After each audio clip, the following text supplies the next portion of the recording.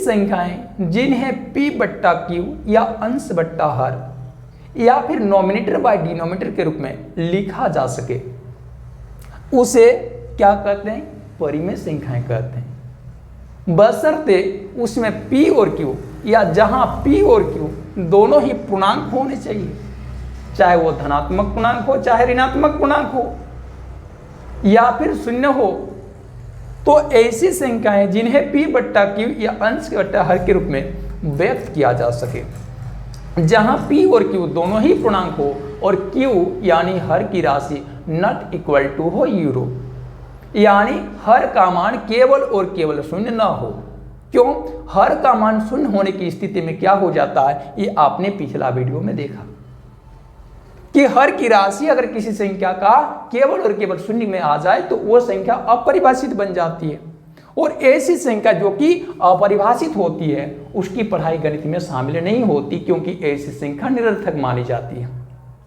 ऐसी संख्या को क्यू लेटर से निरूपित किया जाता, तो क्यू के अंतर्गत कौन कौन सी संख्या आ जाएगी, तो क्यू के अंतर्गत आ जाएगी जैसे गिनती की सभी धनात्मक राशियां तो आएगी, गिनती की सभी ऋणात्मक राशियां आएगी, शून्य भी आएगा, इसके अलावा दशमलव वाली संख्या, बट्टे वाली संख्या, ये सब की सब संख्याएं यहाँ पर परिमेय संख्या के अंतर्गत आ जाएगी। कौन सी सब संख्याएं, जिन्हें हम p बट्टा q के रूप में व्यक्त कर सकते, जहां p और q दोनों ही पूर्णांक हो और q नॉट इक्वल टू हो 0। इन शर्तों का विशेष ध्यान रखना है, ठीक है। जैसे एक संख्या ले लेंगे 2 बट्टा 3, क्या यह संख्या परिमेय संख्या है?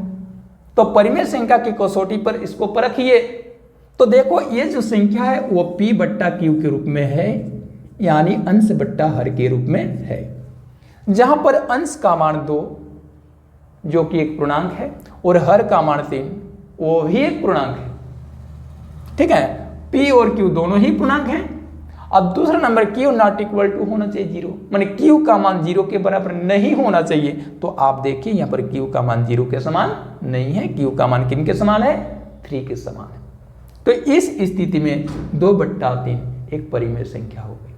अब कोई विद्यार्थी कहेंगे -5 बट्टा 8, क्या यह एक परिमेय संख्या है?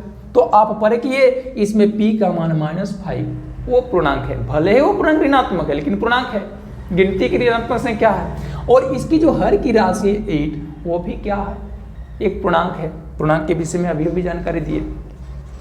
साथ ही साथ में और क्या देखोगे, इसका जो हर का मान है वो 0 के बराबर नहीं है। किसके बराबर है? वो तो 8 के बराबर है। तो इस स्थिति में इसको क्या बोला जाएगा कि ये p और q बट्टा p बट्टा q के रूप में है और q नॉट इक्वल टू है 0। तो इस वजह से क्या हो गया, ये परिमेय संख्या हो गई।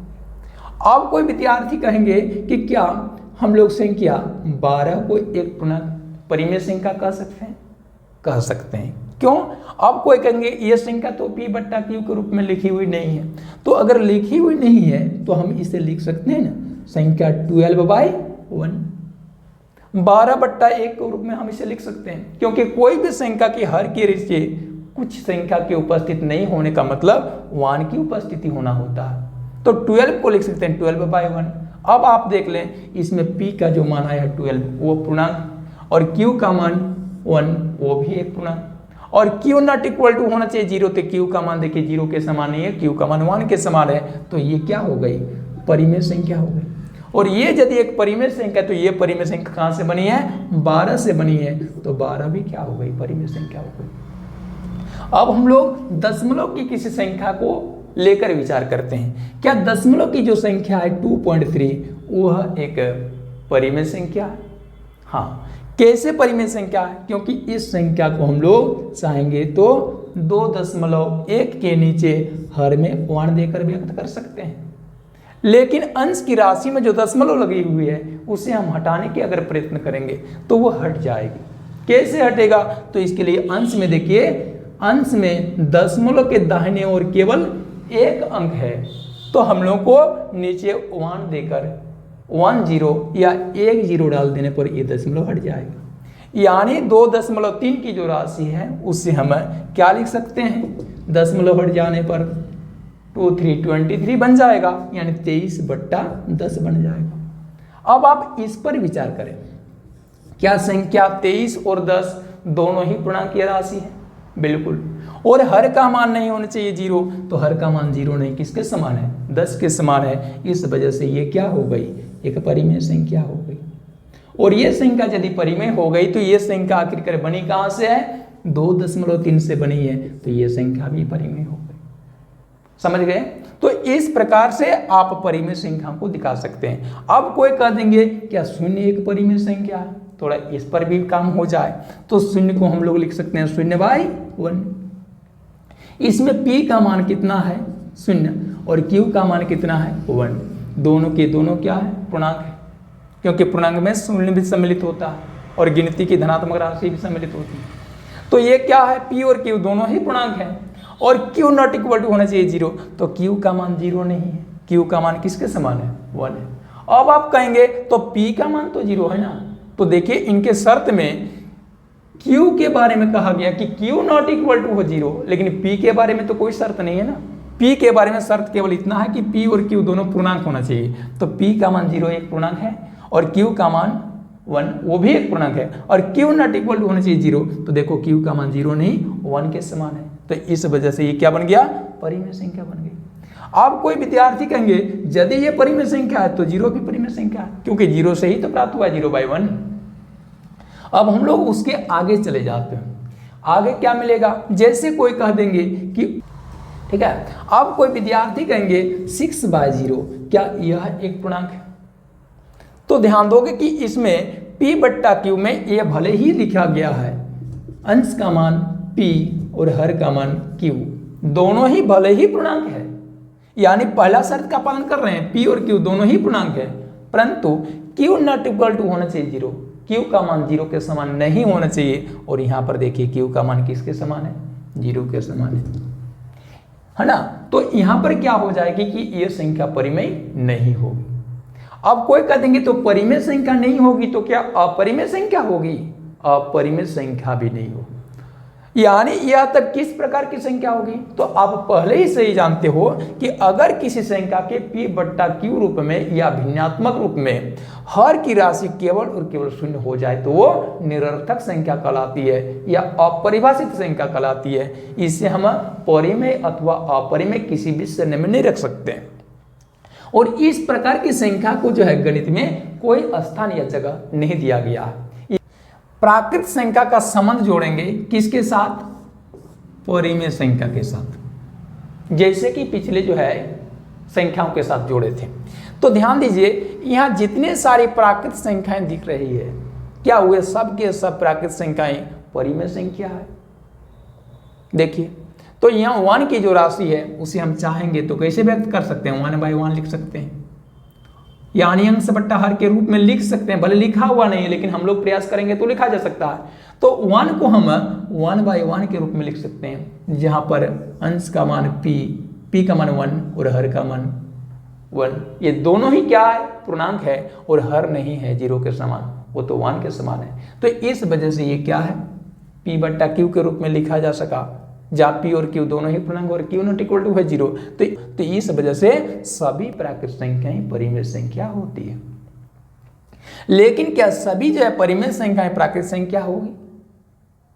प्राकृत संख्या में तो गिनती की धनात्मक संख्या ही शामिल होती है, अन्य संख्याएं शामिल नहीं होती। लेकिन हम लोग क्या देख रहे हैं? परिमेय संख्या में बट्टे की संख्या, माइनस वाली नंबर, दशमलव की संख्या, है ना, शून्य जैसी संख्या सम्मिलित है। तो बताइए इन संख्याओं को परिमेय संख्या तो कहा जा सकता, लेकिन क्या इन संख्याओं को हम लोग प्राकृत संख्या कह सकते हैं? नहीं कह सकते हैं। तो इस वजह से यह कथन बनेगा सभी प्राकृत संख्या परिमेय संख्या होती है, लेकिन सभी परिमेय संख्या प्राकृत संख्या नहीं होती है। ठीक है, अब हम लोग पूर्ण संख्याओं के साथ इनका संबंध स्थापित करें। क्या सभी पूर्ण संख्या परिमेय संख्या होती है? तो ध्यान दीजिए, पूर्ण संख्या के अंतर्गत जितने भी राशियां आप लेंगे सब के सब राशियों में परिमेय संख्या का गुण है, यानी सब के सब पूर्ण संख्याओं को p/q के रूप में लिखा जा सकता है, जहां p और q पूर्णांक होगा और q नॉट इक्वल टू हो 0। इस वजह से हम लोग सभी पूर्ण संख्या को परिमेय संख्या कहते हैं, लेकिन सभी परिमेय संख्या को पूर्ण संख्या कहा जा सकता क्या? जैसे परिमेय संख्या के अंतर्गत की राशि है 2/3, जो कि गिनती की नंबर नहीं है, क्या आप उसको पूर्ण संख्या में जगह दे नहीं कर सकेंगे। ठीक है, उस प्रकार से गिनती की बाहर की संख्या है 2.3, क्या आप इस परिमेय संख्या को पूर्ण संख्या कह पाएंगे? नहीं कह पाएंगे। ठीक है, तो यहां पर मूल तथ्य यह उभर कर सामने आया कि सभी पूर्ण संख्याएं क्या होती है? परिमेय संख्या होती है। सभी पूर्ण संख्याएं परिमेय संख्या होती है, परंतु सभी परिमेय संख्या पूर्ण संख्या नहीं होती है। अब रही बात पूर्णांक की, पूर्णांक और परिमेय संख्या में संबंध स्थापित करें तो पूर्णांक में सम्मिलित होती है केवल शून्य और गिनती की धनात्मक संख्या और गिनती की ऋणात्मक संख्या, बस ये 3 प्रकार की संख्या सम्मिलित होती है। गिनती के बाहर की कोई संख्या सम्मिलित तो नहीं होती पूर्णांक में ना, लेकिन परिमेय संख्या में क्या देख रहे हो? गिनती की बाहर की संख्या देखिए सम्मिलित है। ये गिनती की बाहर की संख्याएं है ना, गिनती की बाहर की संख्या है वो सम्मिलित है। ठीक है, साथ ही साथ में ये जो देखते हो गिनती की जो धनात्मक संख्या है, जैसे 12 को देख रहे हो, गिनती की धनात्मक संख्या वो भी सम्मिलित है।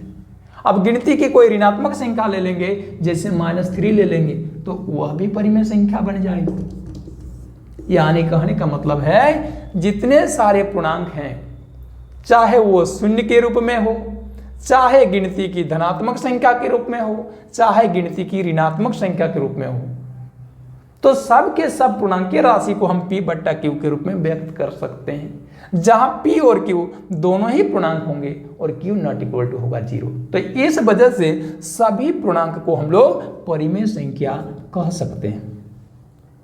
लेकिन क्या सभी परिमेय संख्या को पूर्णांक कहा जा सकता है? तो पूर्णांक में तो केवल गिनती की ही संख्या सम्मिलित होती है, गिनती की बाहर की संख्या सम्मिलित नहीं ना होती। तो यहां पर देखोगे परिमेय संख्या में एक परिमेय संख्या 2/3, वो तो गिनती की संख्या नहीं है परंतु परिमेय है, लेकिन इस परिमेय संख्या को क्या पूर्णांक में शामिल किया जा सकता? या फिर कह सकते हो -5/8, ये भी गिनती की बाहर की संख्या परंतु है परिमेय, क्या आप इसे पूर्णांक कह सकते हैं? नहीं ना। उस प्रकार से गिनती की बाहर की संख्या 2.3, क्या इस संख्या को पूर्णांकीय राशि कहा जा सकता? नहीं कहा जा सकता। क्यों? क्योंकि ये गिनती की संख्या में 2.3 का जगह नहीं आता। तो यहां पर हम कह सकते हैं सभी पूर्णांक परिमेय संख्या होती है, लेकिन सभी परिमेय संख्याएं वो पूर्णांक नहीं होती है। ठीक है, अब इनसे रिलेटेड क्या सवाल बनेगा? आपसे सवाल पूछा जाएगा सबसे छोटी मान वाली परिमेय संख्या कौन सी होती है? तो याद रखिएगा सबसे छोटी मान वाली परिमेय संख्या को कोई ज्ञात नहीं कर पाएंगे, क्योंकि परिमेय संख्या के अंतर्गत जितने भी राशियां हैं, यदि उनको हम संख्या रेखा में सजा लें तो उस संख्या रेखा में सबसे बाएं की ओर संख्या ज्ञात नहीं किया जा सकता। उसी प्रकार से उस संख्या रेखा में जिसमें विभिन्न प्रकार की परिमेय संख्याएं सम्मिलित है, उसके ठीक दाहिने की जो संख्या की बात करेंगे तो ठीक दाहिने की संख्या भी प्राप्त नहीं हो सकती है। तो इस वजह से हम सबसे छोटी मान वाली परिमेय संख्या अथवा सबसे बड़ी मान वाली परिमेय संख्या ज्ञात नहीं कर सकते हैं। ठीक है, आप ध्यान दोगे इसमें यह भी सवाल पूछा जाएगा कि सबसे छोटी मान वाली धनात्मक परिमेय संख्या बताइए। तो सबसे छोटी मान वाली धनात्मक परिमेय संख्या भी ज्ञात नहीं होगा, क्योंकि याद रखिएगा परिमेय संख्या में क्या होती है कि न केवल गिनती की संख्या सम्मिलित होती बल्कि गिनती के बाहर की भी संख्या सम्मिलित हो जाती है। जैसे हम एक संख्या रेखा पर कुछ संख्याओं को परिमेय संख्या को निरूपित करने की कोशिश करेंगे, जैसे 0, 1, 2, 3, 4, ये सब के सब क्या है? परिमेय संख्या है। इधर -1, -2, -3, -4, ये सब के सब क्या? परिमेय संख्या। अब यदि हम ये कह देते हैं कि 1 जो है वो सबसे छोटी मान वाली धनात्मक परिमेय संख्या है, तो गलत नहीं होगा, हो जाएगा। क्यों? क्योंकि 1 से भी छोटी मान वाली आपको यहाँ परिमेय संख्या मिल जाएगी। किस में मिलेगी? 0.1 के रूप में, 0.2 के रूप में, इस रूप में मिल जाएगी। कोई कह देंगे ये परिमेय संख्या कैसे हो सकती? क्योंकि इन संख्या को हम लोग अंश बट्टा हर के रूप में व्यक्त कर सकते हैं। देखिए यहाँ पर 1/10 इसको व्यक्त कर सकते हैं, कितना? 2/10। तो इस वजह से ये संख्याएं क्या है? परिमेय संख्या है और 1 से कम मान वाली है। इसलिए सबसे छोटी मान वाली परिमेय संख्या, सबसे बड़ी मान वाली परिमेय संख्या, सबसे छोटी मान वाली धनात्मक परिमेय संख्या, सबसे बड़ी मान वाली ऋणात्मक परिमेय संख्या ज्ञात नहीं हो सकता। हाँ, इससे रिलेटेड एक सवाल और बन सकता है कि बताइए कि एक ऐसी परिमेय संख्या बताइए जो कि निरपेक्ष मानी जाती है, तो निरपेक्ष परिमेय संख्या में शून्य का नाम सम्मिलित आ जाएगा। ठीक है, तो इस प्रकार से आज के क्लास में हमने परिमेय संख्या के बारे में और पूर्णांक के बारे में जानकारी हासिल की। नेक्स्ट रोज में हम लोग अपरिमेय संख्या और वास्तविक संख्या के बारे में अपना जो है अध्ययन कंप्लीट करेंगे। ठीक है, उम्मीद करते हैं आप इस चीज को समझ गए होंगे और इनसे रिलेटेड और भी अधिक से अधिक नंबर को लेकर आप इस पर विचार विमर्श करें, आपकी समझ जो होगी और दुरुस्त होगी। ठीक है, तब तक के लिए हम लेते हैं विदा। अगली कड़ी का आप बेसब्री से इंतजार करें और हमारे चैनल के अन्य सारे वीडियोज को देखकर अगर आपको वो वीडियोज पसंद आता है तो फिर आप उसे लाइक करें, सब्सक्राइब करें। Thank you, all the best.